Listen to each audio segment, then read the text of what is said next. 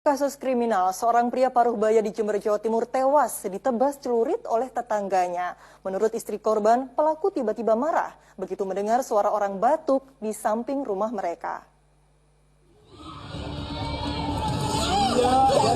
Teriakan histeris istri pria bernama Misran seketika memecah keheningan ketika melihat suaminya terkapar bersimbah darah di samping rumah mereka pada Jumat sore. Warga desa Tegalrejo, Kecamatan Mayang, Jember, Jawa Timur itu baru saja ditebas menggunakan celurit oleh tetangganya bernama Hasan. Korban yang menderita luka parah di bagian leher dan tangan akhirnya tewas dalam perjalanan ke rumah sakit.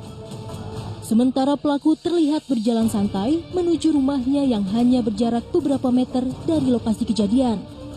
Istri korban mengatakan, sebelumnya suaminya tengah asyik mengobrol sambil minum kopi dengan seorang temannya di depan rumah. Sesaat kemudian temannya pun pamit pulang dan terdengar suara batuk-batuk di samping rumah. Dia mau pulang, terus batuk, dia batuk. Keluar ini, yang pelaku ini keluar. Gitu. Cuma negur Pak Karno itu. Tidak ada apa-apa.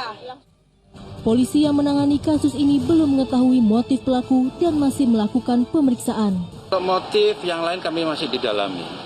Masih dilakukan pemeriksaan karena sampai saat ini kami mengamankan wilayah dulu. Karena itu tetangga, mengamankan wilayah, jangan sampai adanya timbal balik antaranya keluarga yang satu dengan keluarga yang keluarga korban ke keluarga tersangka.